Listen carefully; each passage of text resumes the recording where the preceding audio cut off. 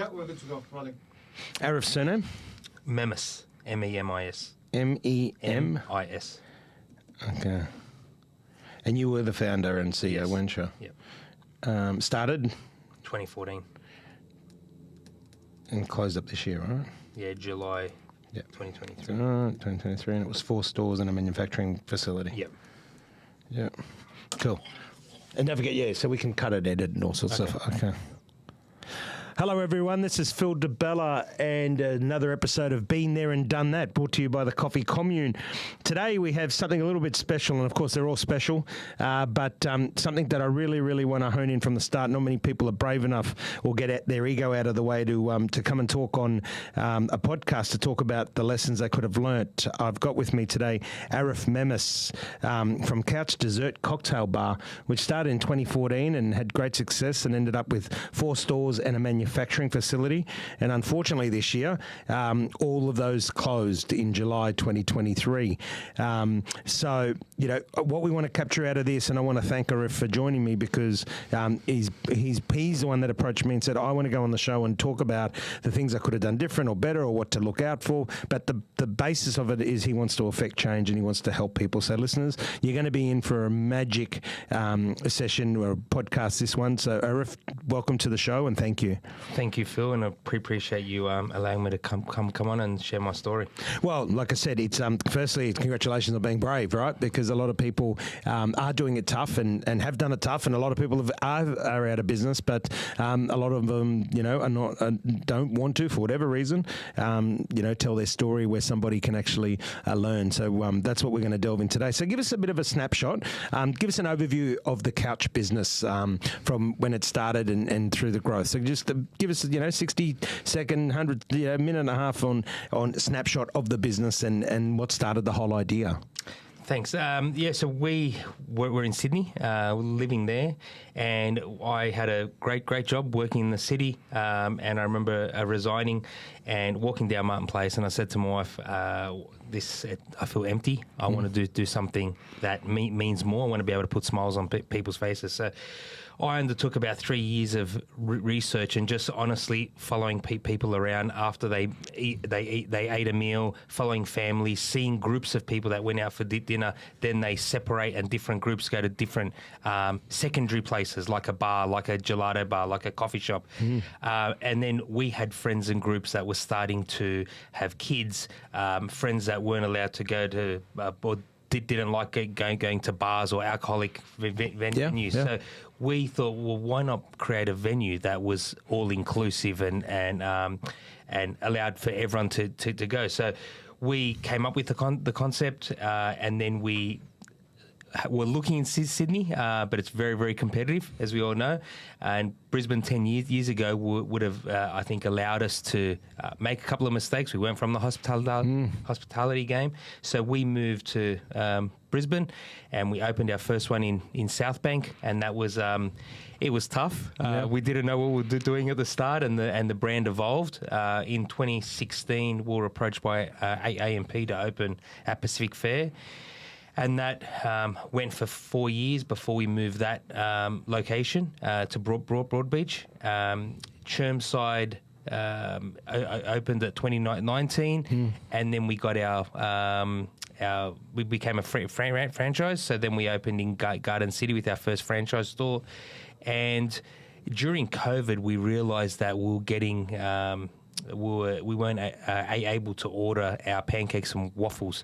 So we thought, what better time to become vertically integrated? Yeah. And that was a complete new journey and undertaking, and it was probably the best thing and the hardest thing and the worst thing I've done.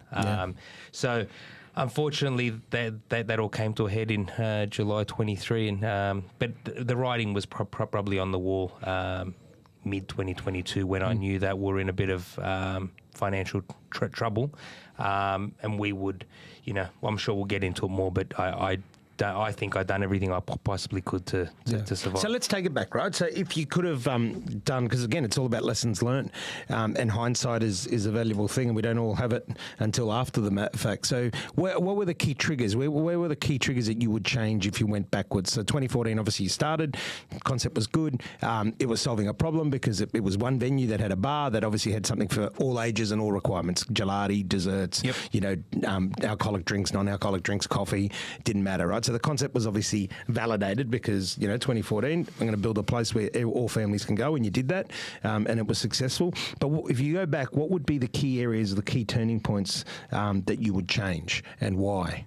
Yeah, it's a great quick question, and I think one of my biggest issues was that we were very debt heavy, and I relied on debt to grow. We didn't have equity, and before I opened the kitchen but the manufacturing facility, I probably should have stopped and paused in hindsight. And look, we're all genius in hindsight, and I'd be a billionaire if I knew everything. Correct, wouldn't we all? Yeah. But I probably should have paused, and I think you had Kelly on your podcast a couple of podcasts ago, and she said it about going deep and not wide. Yeah. And that's exactly what I tried to do. I thought by opening more venues, we could go wide, and we could. So, look.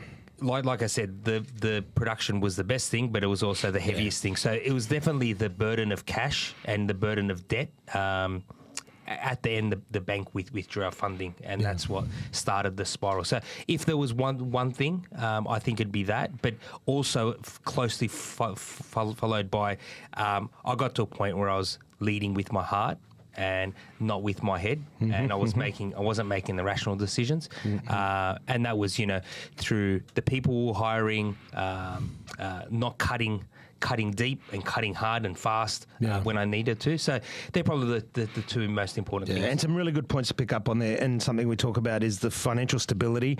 You need a war chest. If you're listening to this and you're thinking about opening any sort of business, but especially in the hospitality business, you need a war chest. You can't rely heavily on debt because then you're not in control. So that's obviously one key lesson there. And then the other one, as you put well, Arif, is emotions. And I always say people let their ego and emotions get in the way. In your case, you wanted to do the best you could for your people. You didn't want to obviously lay people off and the rest of it. But sometimes we've got to make the hard decisions quickly because otherwise, if we don't, it's going to be detrimental at the end. Exactly. And I appreciate you sharing that. So let's go back to the money side, right? Because this is something we talk about. The amount of people that don't know how to manage finances. They've got a great concept, they've got a great idea, but they go into business and they don't have any sort of experience around finances and numbers, and this includes budgeting and cash flow, right, which are a big one. Talk us through that. Like, obviously, your advice now, if you're talking to somebody, if you're talking to me and saying, hey, and I say to you, Arif, I'm looking at setting up a business, what would you be telling me around the finance and the budgeting stuff? Yeah, and I thought I knew about budgeting and cash flow because I had a mortgage broker and financial planning business for 10 years. So I thought I was very well versed in that. But when it's your own and when emotion gets in the way of making financial decisions, it gets very, very complicated. And I always back myself and back my team to get to make the right decisions and to be able to push through and to grow. What I would say to someone now is I think it's pretty simple. If you're relying on debt, if you're relying on leased equipment, and that's your only form, and you don't have that amount of capital in a war chest, don't do it. Yeah. Because it's you don't know when the interest rates are going to rise. You don't know when the bank's going to pull the funding. You don't know when things are going to change. And if you don't have that war chest for a broken down freezer or a broken down coffee machine, it won't work. And it's good advice. It really is. And I can't make it enough where, we say three things run a business financially. It's a balance sheet.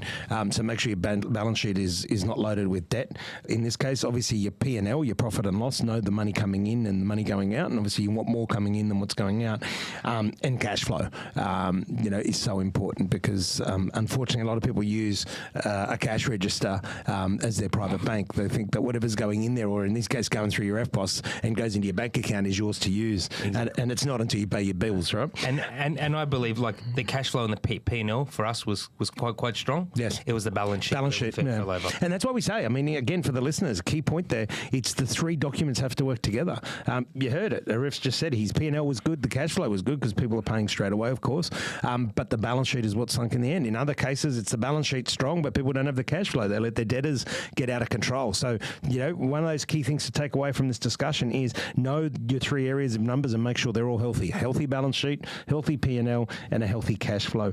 Now let's talk about the expansion, right? So obviously, can I ask, what took you so long for you to go vertically integrated? You didn't go vertically integrated until you obviously had the three. Is it purely just the cash flow and the money at the time, as in the balance sheet? 100%. It was cash flow. And look, COVID was... It was a great thing, but it was terrible. Yeah. So we made a lot of cash, a lot of money with the government's support, and when we did reopen, the stores went through mighty growth. So the cash flow that was available, the money that was available for us at the mid 2021, I thought, okay, and the bank was on board. I thought, great, we can become vertically integrated, and it was out of need because we couldn't get you're growing. We couldn't get the pancakes and waffles into Australia. Yeah, that's another story. But when we decided to do that, I went and recruited. I think one of the best pastry chefs in Australia, and then we recruited a great team. We started the process, but having a production kitchen is like nothing like running a cafe. There's so many more variables. It's chalk and cheese. It's different. Once, not only did we opened in August 21, by November 21 we had Omicron, and not that we had shutdowns, but we couldn't feed the beast that was a production facility now because everything slowed down. Yeah. Then we had the floods in February. Yeah. Then the war in Ukraine started. Now, I don't know how the war in Ukraine affects our raw ingredients, but we had 700% increases. Yeah, well, it did. Some items. It does with everyone. We import, people don't realise their cup of coffee, the second most drunk beverage in the world only after water. Coffee comes from 45 different countries around the world. So, of course, the war in Ukraine and anything that's going on around the world that affects shipping or affects insurances or affects any sort of commodity got affected. And that 100%. Includes food ingredients that you were shipping in from all over the place. Yeah. So what would you have done differently with the production facility? Obviously, besides the finance side, you make sure you got a stronger balance sheet, but at that point you had obviously good cash flow. What would you have done different when it came to the production facility? Would you perhaps have opened that first before opening a retail, or was you still believed that the retail was the right decision and the production facility after? Look, again, at that particular time, I thought the production kitchen was definitely the right time, and it was out of necessity that we needed to do it. So what we could have done differently, we probably again went too wide in our product offerings, had too much staff in there. Probably should have went more narrow and provided the essentials until we got that model working right, and then tried to expand from there. And maybe had the less staff in there, and then utilise the money to open another retail store. Yeah. So. Well, again, you keep coming. You see the theme, right? Don't go wide and shallow. Go narrow and deep. Yep. And keep it. Pick 2-3 things you're brilliant at and exploit it as hard as you can and go as deep as you can versus going wide. Tell me. I want to lead into leases and contracts and stuff like that, because obviously you had 5 of them, right? 4 retail, 1 thing. I say you'd probably going to have some good tips and tricks there for the listeners around negotiating leases and all the rest of it. But before I do that, tell me, any legal or regulatory issues? Like COVID obviously was good because the government helped a lot of people with in terms of the wages, and the demand went up and people started to support local, and people, as soon as they could get out and about, were going out and about. But was there anything from a legal or regulatory issue, that sunk, so you didn't have any issues around licensing and liquor licensing, or any issues around production facility when that was up and running? Is there anything there that hindered the possible success? And I ask that because these are things that a lot of listeners would forget about, right? When you had a venue that was not only a cafe and food, and so you got to tick all the council, but then you've also got your liquor license laws and responsible service of alcohol and all this sort of stuff. But is there anything around that area that you think contributed to the failure? There might be, not that contributed to the failure, but I think there was a lot of things that like we were very on top of liquor licensing, and a lot of complaints, especially around South Bank and Broadbeach, because there's residential straight above a dining precinct. So, we ended up having to have limitations on our decibel output. And I'm trying to operate a cafe that sells desserts and cocktails. I don't know anything about decibel readers and how much music, but we use places like Nightlife that had the crowd DJ jukebox things, and they were very, very good in offering support and offering people to come out and check the decibel levels. We spent a lot of money on acoustic management and things like that. So from that perspective, we're quite good. And in the production kitchen, besides the food license, we pushed very hard, and it cost a lot of time and energy to become HACCP approved, because HACCP was something that your bid food and your other suppliers that we were selling to that would then on-sell to food service, they required it. Yeah. And then, again, what we're trying to explore there is for listeners to say there's so many more things that go into running a cafe, right? Like your HACCP, that costs money to get qualifications, whether it's HACCP or ISO 9001, whatever it is, it costs money, there's fees involved. And then the big one that people don't realise is, like you said, the decibel readers and music. As soon as you start serving alcohol, it's another beast. And all of this contributes to what the cost of a beer is, or a cost of a cocktail, and the rest of it. And as you said, you've gone in with it saying, hey, I want to be a dessert and coffee bar and do some cocktails.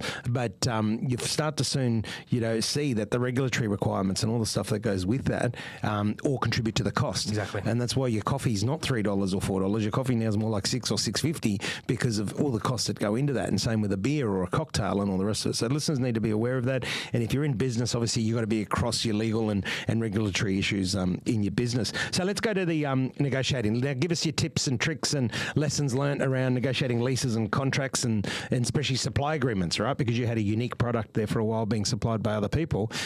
Talk us through that. Let's explore that a bit. Yeah, look, the leases, without mentioning landlord names, we had some major issues. What we got ourselves into the issue of was being a dessert business and a cocktail business. Our money was made from 6 p.m. to close, whether that's 10 o'clock, midnight, whatever it is. Now, we were in certain centres, shopping centres, where the centre had assured us. Now, luckily, I was, I guess, unknowingly, I was maybe arrogant enough, or maybe I was stubborn enough to make sure they put it into the contract to say that the surrounding precinct or the surrounding tenancies had to operate till a certain time. Yeah. Now, we opened at a particular precinct, a shopping centre, and the first week I put up my hand and I said to the shopping centre, sorry, but I'm a dessert business. You assured me, it's in our contract, that everyone is going to operate till 10 o'clock at a minimum. They're closing at 5. They're creating their own hours. That's not part of the core it's limiting it's limiting the traffic flow, right? No, which is what you're paying for. So years went past. I didn't pay a red razoo of rent. I kept fighting them. Now, yes, it's great. We won. We didn't pay. They ended up paying us out our fit out, and it's awesome.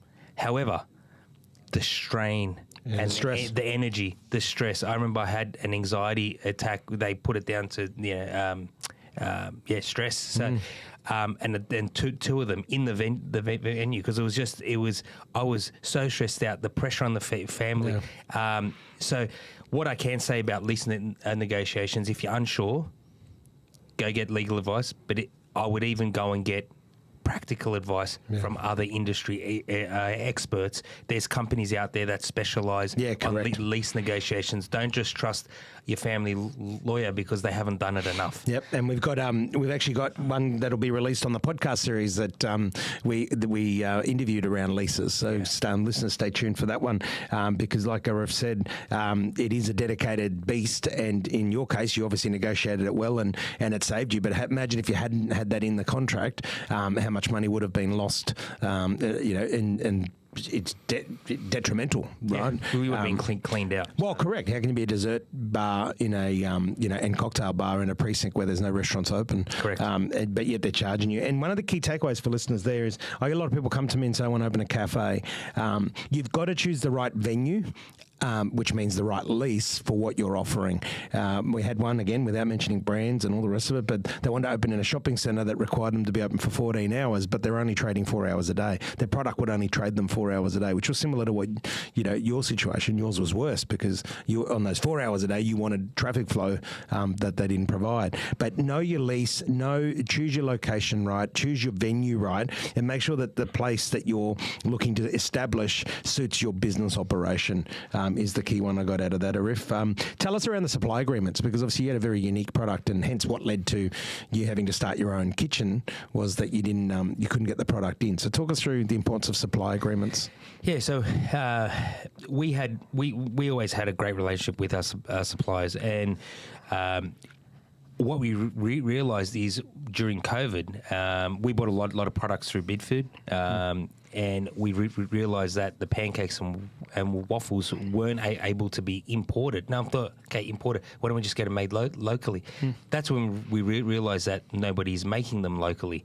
So there was a massive gap in the market, but we then had to pivot to build the production facility, and then it was interesting because we were also buying from Bidfood, but then now also we became a supplier to Bidfood. Okay. So the negotiations and to understand what it is to buy, and even from the other side, paying rebates and paying marketing fees, and your margin, what we thought was a healthy margin was quickly disappears quickly, doesn't it? Up when we have to pay our own transport, we have to pay their marketing fee, we have to pay holding fees, and it wasn't just when I used Bidfood. We had a great relationship with them, but we had multiple other retailers that would deal with. Some would pick up, some wouldn't pick up. Some would want 5% marketing fee, some would want 8%, and it's like, trying to understand that was an absolute minefield. And then on the other side, on the retailer side, we had, I think the most complicated one was definitely the liquor supply contracts, trying to understand when we get our rebate back, trying to understand when we get our promotional support, when to ask for it, how much. It was so convoluted. And if you're not on top of that, there's thousands and thousands of dollars that you're missing out on. Yeah, some good points there. It's so important. Liquor licensing is another beast, right? And dealing with liquor, I call the liquor companies a mafia because, we were the first ever to build an espresso martini in a can 15 years ago. And it was an amazing product. And when we went to go to market, geez, the amount of people that upset in terms of the liquor space because they just want to do anything to block us out. I mean, I learned a lot about products and liquor licensing and marketing fees and rebates in that space as well on the other side. But important for the listeners to really understand that the themes keep coming through. Know your business. No, don't go wide and shallow because there's so many things that makes up a business and the amount of moving parts. So, what would be your advice right now to somebody listening to this in the cafe and saying, "I'm struggling right now. I don't know whether I'm going to be able to move forward or not." What would be some of the key tips and thoughts and advice to them? Look, we all get emotional, and it's our baby. And it was my baby for 10 years plus the 3 years of research. But what I realise is you need to take the emotion out of it and make the rational decision. For me, I was very rational at home and I was emotional at work, which was a complete flip. I wasn't filling my cup up at home with the love and the time and the energy that I needed at home to then be able to go to work and make a rational decision. Why I say that is when you're at work and you're leading with your heart, you're not making the right choice. So if there's one key takeaway that I would say is you need to take time out, go on a break, go on a holiday, and most people say, I can't afford it. It's actually one of our common friends recently told me that the average wage for a self-employed person in Australia is $70,000 a year. Now, why are we doing it for $70,000? Yeah, correct. If it's not paying you the amount that you need, you're worth more on the open market working for someone. So whilst it's a great thing to own our own cafe and own our own business, we need to make the smart decisions. And thankfully, there's places like now, which I didn't know, like the Coffee Commune, that you can come and ask for advice and get the right advice from different people. But, you know, we're not, most people think we're in it by ourselves. Yeah. You're not. You need to turn to industry professionals and ask for, people can reach out to me. I'm sure people can reach out to you, Phil, and say, is this business worthwhile? Yeah. Should I continue? Because sometimes the decision might be to pivot, change, cut your hours, increase your hours, whatever it may be, but you can't do that with an emotional. Some really good points there, and I really thank you for sharing that. The emotion side. So get down. You know, you hear me saying it all the time, listeners. Pen and paper never lies. It was taught to me by a good Greek person. Actually, said get a pen and paper and write down your thoughts and feelings and try and cut the emotion out of it. Really honed in on there and get the support. You're right. The concept of Coffee Commune came to help people accelerate their potential. When people ask me about Coffee Commune, it's a bittersweet project, right? It's sweet because it's solving people's problems. It's bitter because you're hearing so many issues, and you don't want people to go through hardships. But fortunately, that was the concept behind here, is to get people in and help them, hopefully before they're in any trouble, but especially if they're in any trouble, to engage with us at the Coffee Commune so that we can see, you know, what we can do to help. So it really is one of those things. And there's not just us. There's obviously we've got a great Queensland Small Business Commissioner with Dominic Land. She opened up the show, you know, when we started Been There, Done That, and I wanted her to set the scene of small business, you know, and she's a remarkable woman doing remarkable things. And, you know, you don't realise, and if you're listening to it, this is your first podcast you're listening, you need to go back to episode 1, listeners, and listen to Dominic Lamb, where she actually talks about the small business tools that are available. And there was a lot there that I didn't know, Arif. There was, you know, coaching and financial assistance, but unfortunately sometimes it's too late because we're not telling the story. And again, it's why I always say thank you to you, because it gives us that content to be able to tell the story. So for listeners out there, get support. Keep the emotion out of it. Know your numbers. These are some of the key things that obviously Arif's been talking about. And let's segue down to business planning. You obviously had a very strong financial background, so I presume you had a solid business plan when you started.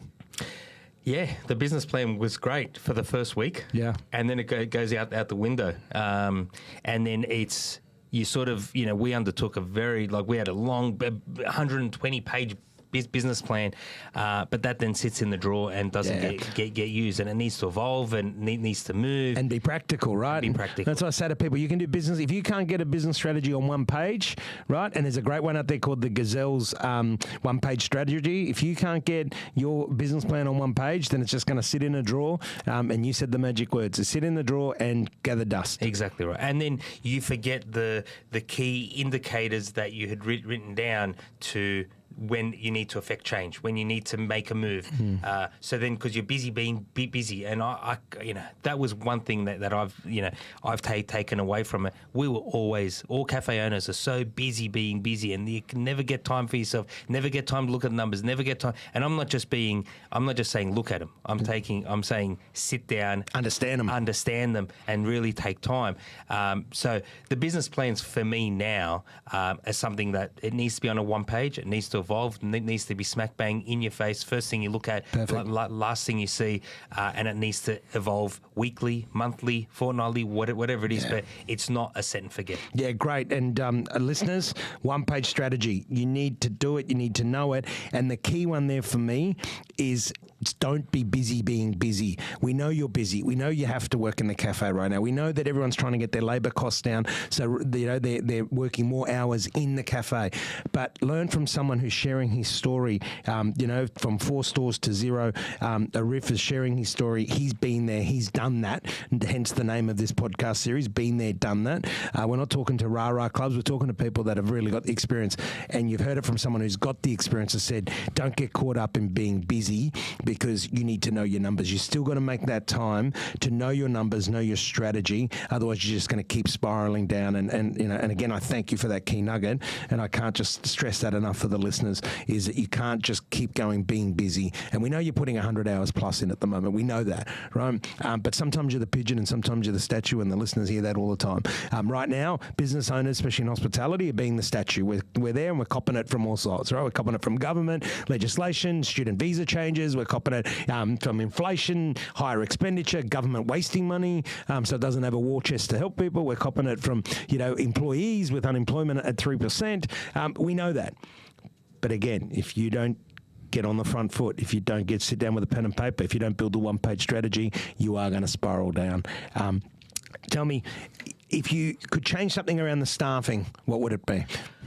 Wow. So this is a big topic. In terms of what I would change legally? Yeah. Look, this may be contentious, and I don't know if we're going to... But you're speaking from experience. I don't know if we're going to agree on this, Phil, but I think hospo people and staff, they cop a lot. They work hard. They probably deserve more than what they get paid. However, I believe there needs to be some sort of tip system, in my opinion, because a business cannot sustain. I think the last rise for a level 2 is $30 now. For me, it's high, and it's causing the pancakes. I think I said an article. I said to the Courier Mail when they first called me, with everything that's culminating, including the rising wages, I'd have to sell a pancake stack for $50. Yeah. So they wrote an article saying, dessert owner can't sell pancakes $50, so he's shutting down. It's not what I said. Yeah. But I want to reward the staff. I think the staff deserve more than what they get paid. I'm not going to argue on that. However, if I'm going to sell a pancake or a eggs Benny, whatever it is, at $35, and people don't want to pay it, there should be a level of we're going to provide exceptional service, which I think we did, and then there should be some sort of tip system. I don't know. There's people out there smarter than me, but I reckon... Well, look, your theory's we're aligned with your theory, whether it is a tip system, but you can't argue logic, and the logic is the following. It's no business owner in any industry, let alone hospitality, wants to pay their staff that do a great job, that turn up, that are reliable, treat their customers amazing, want to pay them less. We always want to pay them more. And there's one qualifier.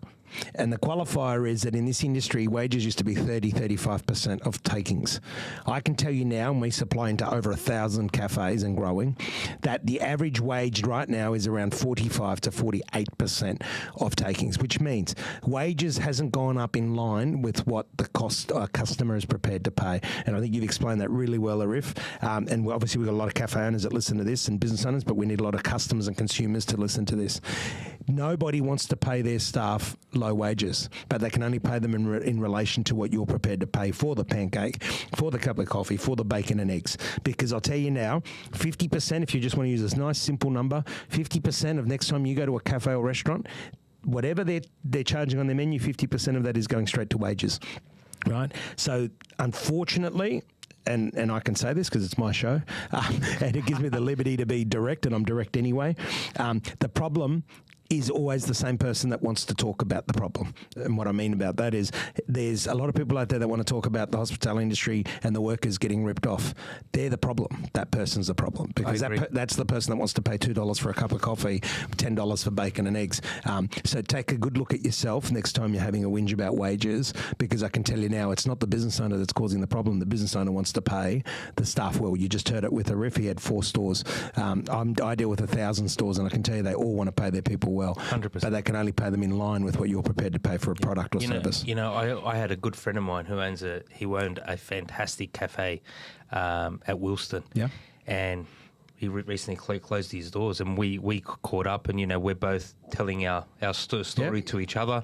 And I said to him, we were talking about his wage costs, and he was all inclusive with super and everything, was at 52%. Yep. And I said, he was my mentor. He was the one that saved me when we first opened by providing me a simple spreadsheet that we were using to the last day. Yeah. Obviously, it evolved after 4 years. And I said to him, but you told me that we had to keep to 30. Not that I did. Yeah. We were pushing 38, 40% at the end. he said, and he just had tears in his eyes, and he goes, "It's not sustainable." Arif, how? Like, how can I charge my customer that much? I can't, but I need to pay my stuff, and that just story goes on and on. And so. And it's a great lesson. You know, again, nobody wants to pay their staff low. We want to pay their staff more, especially now when they're turning up to work. You know, they're bringing great culture. They're serving customers well, and all the rest of it. But you can only pay them in line with what the customer's prepared to pay. And I'll tell you now, our cafe, which is only a small bit, you know, it still does 2,000 transactions a week. That's transactions, not people. So it could be 4,000 people that come through, right? It's the cafe is nothing in what we do in the big scheme of things of Coffee Commune. It's there to serve a purpose. I just thought I get the numbers every Monday morning. Last week we were 46% wages. That's us. We're 46% wages. You know, like crazy. I'm the landlord. If I wasn't the landlord, you know, I can tell you now the cafe still doesn't make money. It breaks even. But it breaks even with me being the landlord. If I was paying rent on top of that. So you think about this, listeners. 46% wages, 10% of rent is at the average, 8 to 12, so call it 10%. 10% GST, 30% cost of goods. We've run over the 100% mark. Very easily. Yeah, and you haven't even put in all the other utilities, gas, electricity, and the rest of it. And that's why, again, one of the reasons we do this show, Been There, Done That, is to bring people on like yourself, Arif, that have been there and done that to tell real stories. Because let's face it, people don't know what they don't know. And what we want with this podcast is to help educate people through telling real stories from people like yourself that have been there and done that, to share their stories. Because I can't tell you, it's so important, like you said, that $50 pancake stack. Well, are you going to charge $50? Well, not unless it's 20 stories high. Yeah. But realistically, if you had to get all your numbers in a line and make sure everything was right, that's what you should be charging. But again, that's not reasonable for a customer. So it really is out there. You know, the listeners have to take this away. If you're a business owner out there, you need to know your numbers and you need to find that sweet spot. And if you're a consumer out there listening to this, just be very, very empathetic towards a business owner in the hospitality space. We should be empathetic at all times, but especially right now in the space of hospitality, it's a time to be empathetic and do what you can when you can, because it is tough out there, and hospitality is one of the biggest industries in the country, as we know, and it touches everyone's life. So tell me, rounding back, a couple of key points. The floor is yours. What would you like to talk about? You know, again, I appreciate that you've come on the show. Just to conclude, to summarise, what would you like to? Anything that we haven't explored that you'd love to speak about? Get out, you know, get off your chest, or share with the listeners that they could take something extra away from what you've already shared. No, look, I mean, I think the most important thing that I want to share is, I know I got in a pretty dark place, and going back 6 months, if someone talked about mental health or talked about work-life balance, and I would chuckle and laugh, and I wouldn't appreciate it. And I think a lot of people misunderstand it, and I probably misunderstood it. But I'm passionate about the industry, and I'm passionate about small business. But it's I'm not going to say it's not fair, but people need to we design our destiny. And by being busy and not taking time for ourselves, it's to our own detriment. And if you might not care, but if you've got a family, a child, loved ones, they care. Yeah. If you're absent, if you're not there, you're not being the best version. Working 100 hours and, like you said, being a statue, you're not effective. You need to stop, reset, find a niche, work the numbers out, and then go again. So I started to have some pretty horrible thoughts. And because I was passionate, I did not want to burn a supplier, did not want to burn even the lenders. There was family money involved that I'd borrowed. So that was the last thing I wanted to do. But when you reflect back and you think, why didn't I just stop and reset? And, and people feel like lonely. Yeah, it is lonely, yeah. They can't talk to people. So to me, it's about just stopping. My details are on my LinkedIn. I'm sure you're available. Yeah, and we'll put that on the podcast too. Just people can reach out and ask for advice. I mean, just ask for get some advice, because sometimes it's worth talking to. Talk to someone, and make that right decision. So yeah, and you said mental health is key, right? All health is key, especially mental health, and that's one of the things that I've always. That's why I love the pen and paper analogies. Our brains are having 60,000, 70,000 conversations a day. If you're a business owner going through stress, stress, it's probably double that because, you've got all sorts of stuff going on. So get down, piece of paper and a pen, sit down. And one of the things that I love to share with people, Arif, is this. Am I doing the best that I can at the time that it's happening with the resources that I have, and I think that's a really good mental health check. It's a good check in general to, grab a piece of paper and a pen and go, right, and put the 3 questions down. Am I doing the best that I can at the time that it's happening with the resources that I have available? And I think what spits out of that is that level of comfort going, you know what, I'm being too harsh on myself, or hey, I should be a little bit harder on myself, or whatever it is to you. And because you want to be in that right frame of mind, which then segues to what you touched on, which is I talk about work-life harmony. You can't be the best version for yourself at work, and you've made that very, very clear through the podcast. You can't be your best version at work if you're not your best version yourself and for your family. So listeners, understand that it is personal, family, and professional that makes up who we are as a person. So again, piece of paper and a pen. Who am I, and where am I right now as a person, individual? Where am I, and who am I as a family person? Because everyone's family got different. Some have got kids, some don't have kids, some have sick kids, unfortunately, all sorts of stuff, right? And then where am I professionally in my life? Where do I want to be? And to me, that makes up what I call life work, harmony, not balance. It's got to work harmoniously together. Arif, closing comments? Tell me. We touched on financial, we touched on staff, we've touched on a lot, we touched mental health, obviously leases and all the rest of it. What's next for you? Because I know that you want to share and keep sharing and you want to make an impact. So what's next for you to be able to do that? Great quick question. Look, I'm on the market, I'm on the hunt. I want to do something that affects change. I want to do something that means more. So watch this space. I want to maybe launch my own podcast and talk about. I highly recommend it. We've got a good producer here, Gilberto, can help you too. Definitely, I'll chat with Gil afterwards, and just be able to share the story. And I think being vulnerable and being truthful is something that I've learnt and I struggled with. But I think if people are, and someone can take one thing away from my failure or my success, whichever way people want to look at it, then I can do the right by them. So I want to be able to help. So yeah, and we'll make sure that it's accessible. People can reach out, and remember that your past is only part of the story. The future is there to change, right? And I say that to people. You look at companies like Kodak. They were around for 30 years and they're nowhere to be seen now.